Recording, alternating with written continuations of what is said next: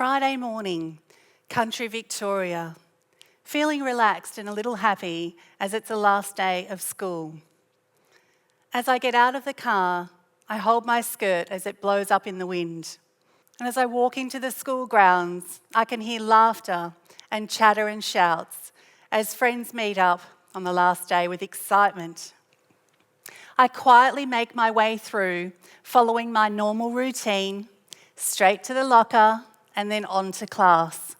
I don't have a lot of friends, so I bypass the socials and head straight in to start my day. The teacher calls us in and checks off the roll. After lunch, sitting quiet in the library with my friend Christine, I realised I could very quietly ask her the question that had been burning in me since the day I met her. I quietly lean in and ask, "Why aren't you wearing your engagement ring?" Stunned by the question, Christine stared at me for what felt an eternity before she laughs and said, "No one gets engaged at this age, silly. Why would you even ask that?" I instantly feel stupid, so stupid, and embarrassed. With waves of shame rushing over me, I jump up out of my seat with tears blurring my eyes. I walk as quickly as I can to the bathroom, leaving my pencil and books on the library desk as I just couldn't bear to sit there another minute. In the bathroom, I look in the mirror, choking back tears. I was 11. I'm Indian. And in just one moment, with just a few words, I knew I was immeasurably different. Frozen fragments of sentences started hurling themselves through my mind. You don't need all of that. Just focus on the basics. You're getting married at 16. It's promised. You don't need a degree to start and raise a family. Words which are part of the rhythm of traditional Indian life, where girls just like me, every day are promised in marriage before they are born. Words which told me at the age of 11 that I had no choice. That placed me firmly in my cultural prison, which had me sleeping through the next 4 years until my engagement party, which was organised for the entire Indian community in a tiny little town. And the truth is, I was actually excited. I'd always been told to dress down and not draw attention to myself, as I was spoken for. And this was the first time I could get my hair done and wear a pretty dress.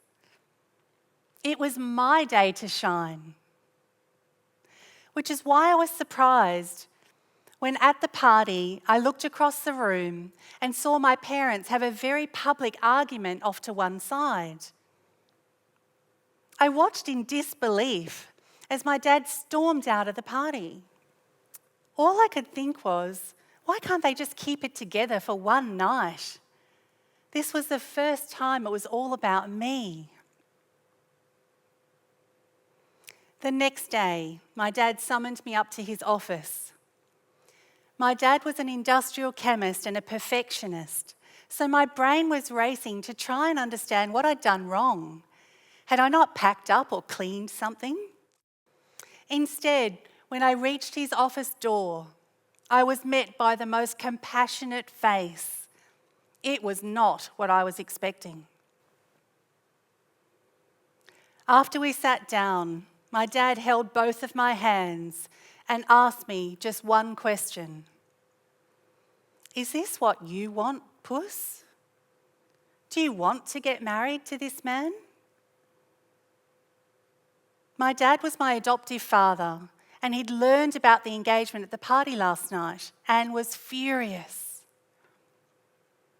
I sat there dumbfounded.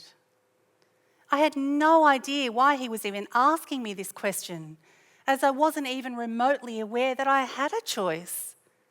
But I did have a choice. A million things ran through my mind. Confusion, excitement, nervousness. The time it took to answer my dad felt like it stretched forever. And I finally plucked up the courage and spoke. "No," I said. "No, Dad, I don't want this." The power I felt in that single moment was extraordinary. To be heard and seen, it took a split second and few words to totally change my view of the world. To break me out of my cultural prison. I slowly grew into my new freedom, and during the next decade, I married a man of my choosing, started our family, and lived in Asia and the Middle East, pursuing a corporate career, and settled into a beautiful life, believing my prison to be behind me. Because February 14th, 2004, I held for the very first time my beautiful daughter that my husband and I had just adopted from India. She was 6 days old. And as I look into her dark, beautiful eyes, something just clicks. And suddenly, everything I'd experienced in my life falls into place. Everything makes sense. In this moment, holding my new baby girl, I realised that I broke the unhealthy cycle of my culture so I could create a new paradigm for this young girl, and that would have a ripple effect for years to come.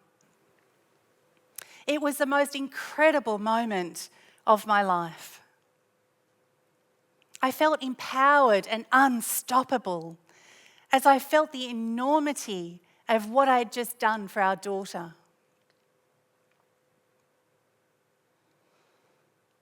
And then at the age of 30, I was offered a very senior position to work for a company in Thailand. The job was a huge stretch and far outside my comfort zone. It felt like I was in a dream, as I honestly thought they'd called the wrong person.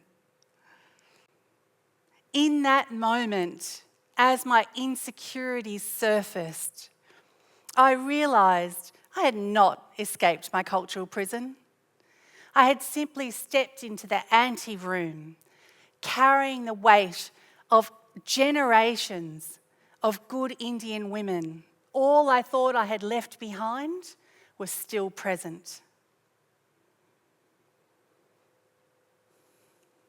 Yet this woman who was offering me this incredible job saw my capabilities, not my heritage. And in that moment, with just a few words, any bars that still held me inside the prison my culture had bound me in broke. But they did not disappear.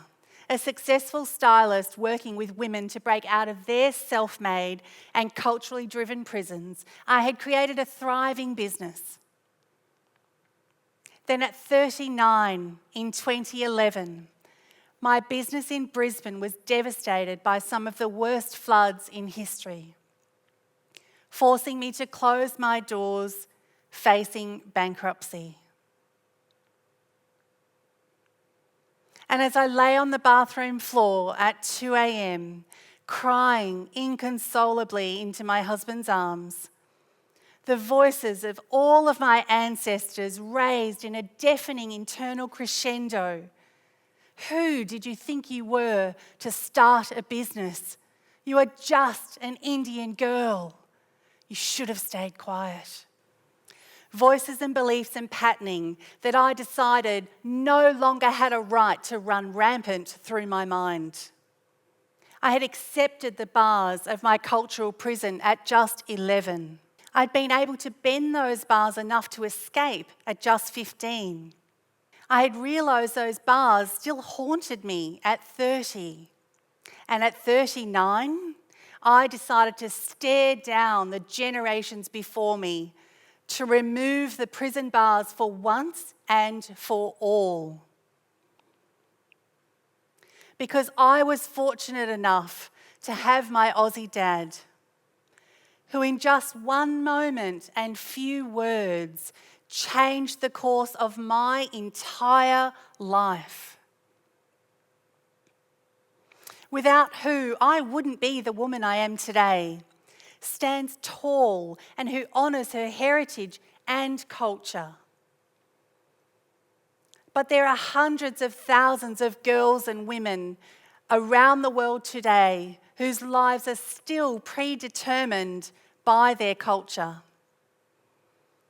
When I find them or they find me, I remind them they have the power to change, to break out of their culturally driven prisons of shame. I tell them they have options. I worked hard to break the shackles that would have been my life, and so can they. And we can all take just one moment to ask the most powerful question of all. Is this what you really want? And when you leave here, look into the mirror, lean in, and ask yourself, is this what I really want? And then listen to the whispers of your soul as they give you the moment of courage you need.